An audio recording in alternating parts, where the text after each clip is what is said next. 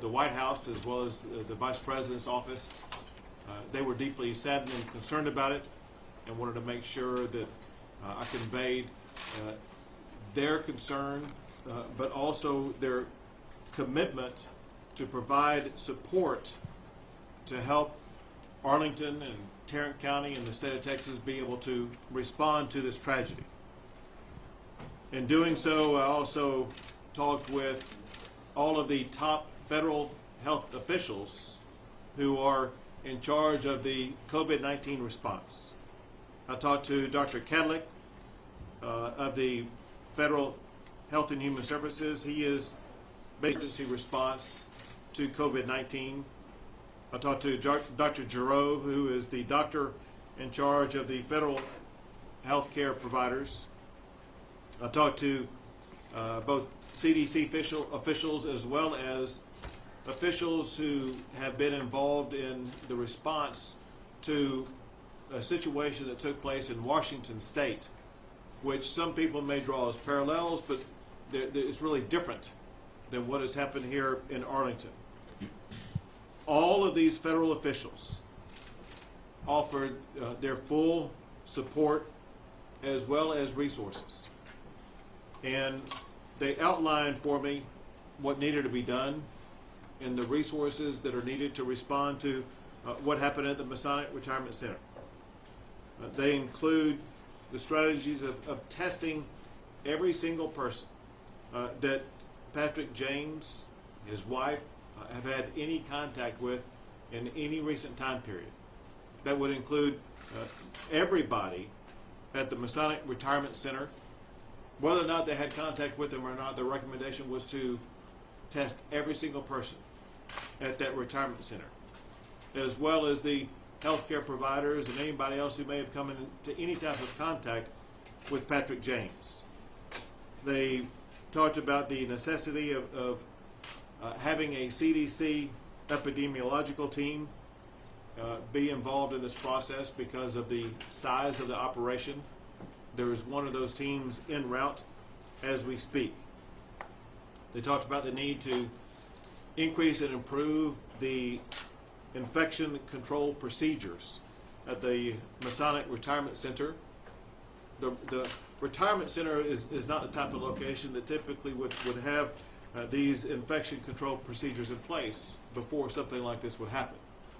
But in the aftermath of something like this, not knowing who in that center may be exposed to COVID-19, it is essential that those infection control procedures be put into place immediately. Similarly, there must be a limitation on visitors. Now, this is something that was contained in my disaster declaration last Friday that should already be in place in facilities like this retirement center. But we do want to emphasize the mandate limiting visitors into this retirement center, because you're walking into a zone that could include people who could test positive for COVID-19. Along those same lines, is important, according to the CDC, to limit movement within this facility, again, because until we test everybody in this facility, no one knows who may or may not have exposure to COVID-19. And then, of course, they talked about conducting a full trace of all movement of anybody who either had any type of contact with Patrick James, with his wife, with anybody who could have any type of exposure to COVID-19, and make sure those people get tested. They understood the necessity that Arlington and Tarrant County have more testing capability. I asked them to send it immediately. When I arrived in Arlington today, we had already received 2,500 test kits to assist in this process. When we arrived in Arlington today, we had already received these, which are the test collection kits, where the biological material is collected from the person who will use this material to then run the official test to make the determination whether or not COVID-19 does exist in a particular person. I had the opportunity to speak last night with Judge Whitley as well as Mayor Williams. And first of all, I applaud their swift and quick, decisive leadership and engagement in this. They're doing all the right things to help respond to a situation like this. Also thank their first responders, all the healthcare workers on the front line who've been involved in responding to this, who in a way heroically have put their lives on the line in trying to help those who may be exposed to COVID-19. I made clear to them last night what I have reiterated today and will be insistent upon going forward. And that is the state will partner with them and collaborate with them at the local level to the fullest extent possible. We will provide whatever type of support, whatever type of resources, whatever type of equipment, everything they need to make sure they are fully able to respond to and contain any type of exposure in this particular situation. All of us share the very same goal.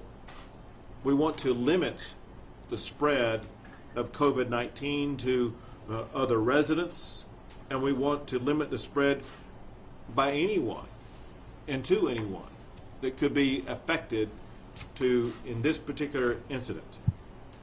Now, the fact of the matter is, when you consider what happened here, we must understand that Texas and Texans are living in challenging times, but Texans are always up to those challenges.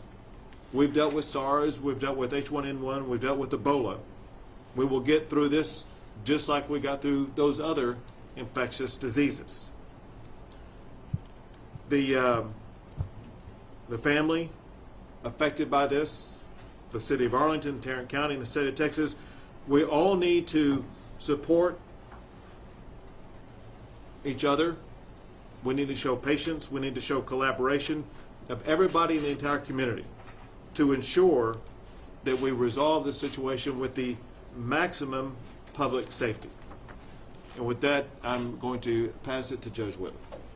Governor, I want to begin by thanking you. As you've indicated, you called both of us last evening, immediately said, whatever you need, we're going to get it there, and have pledged the full support of the state, and I really want to thank you for that. I also want to extend the condolences to the James family. What I'm going to try to do here is to outline a little bit of the process that they experienced as they went through this. Mr. James was an elderly male with underlying health conditions who lived at the Texas Masonic Retirement Center in Arlington. He and his wife lived in one of the cottages, but they did participate in activities in the cafeteria of the main facility. We have EPI teams who are currently investigating all potential contacts, both at the center as well as at the hospital. The Arlington Health Authority and the Tarrant County Public Health Authority have jointly issued control orders, which basically will allow them to interview and talk with the contacts, and then from that conversation be able to determine what the next steps may be in that particular process. You heard the governor say that they will all be tested. He was a male resident, obviously a male, who was hospitalized on Thursday, March the 12th. There was a specimen obtained on Saturday, March the 14th. He passed away early Monday, March the 16th, and the test results were obtained on Tuesday, March the 17th. This gentleman had no known travel or contacts with any other COVID-19 patient.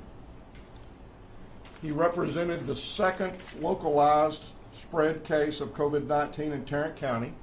We currently have 9 positive cases, 2, maybe 3. We're still trying to determine on one of them whether or not it may have been local spread.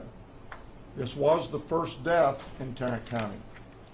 I want to applaud the Texas Masonic Retirement Home because last Wednesday, on March 11th, they actually implemented infection control procedures throughout their campus. Now with CDC's EPI team coming on board, they will sit down with them, they will review those procedures, make any recommendations of changes that might need to be made so that we can continue to do everything we can to protect the folks at the retirement center as well as other folks that the individual may have come in contact with.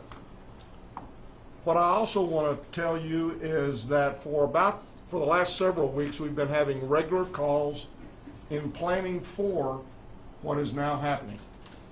At the current time, we are having a call every morning with our local partners, many of the agencies that are going to be involved in addressing the needs of our public as we go through this process. And those include school superintendents, they include the chambers, they include restaurants, they include a lot of different groups, Meals on Wheels, the hospitals. And each day what we ask of them is, what problems are you encountering, or what things do we need to begin preparing for? I would note that within Tarrant County we have 41 different cities that have part of their city within the county. We have 9 cities that have their own individual plans. In addition, we have the county plan. So as we've been reacting to changes on a day-to-day basis. Many of us issued the declaration of emergency last Friday, which had certain restrictions on it. We changed those on Monday based upon what had occurred and what public health's recommendations were. We've got a newscast or a press conference this afternoon at 2 o'clock where we're going to announce restrictions that we had talked about and discussed with all the cities yesterday. But based upon happenings that occurred last night and in conversations with the governor, those may very well occur.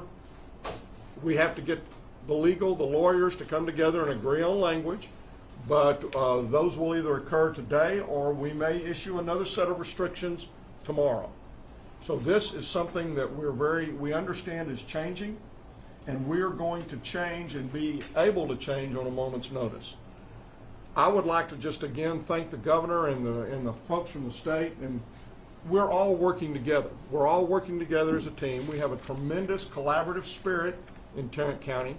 I have no doubt that with the generosity that our citizens have displayed in the past, that we are going to have more volunteers than what we're going to know to do with. And we've got organizations set up to screen and to understand and to help those volunteers find things which they can do safely in the time that we are experiencing. Again, I think this is a time we're going to get through this. We have a plan. That plan will be changing. I really believe that our folks are going to pull together and that this is going to be an opportunity for us to maybe reacquaint ourselves with our neighbors and really begin to kind of make that reconnection and kind of be our neighbor's keeper. And I would encourage folks to reach out, to call the elderly, if they have older folks that they know, to reach out to them, because this is the time when we need to be positive. We're going to get through this, as the governor said. We've just got to be prepared, and we've got to do everything we can to be proactive and not reactive.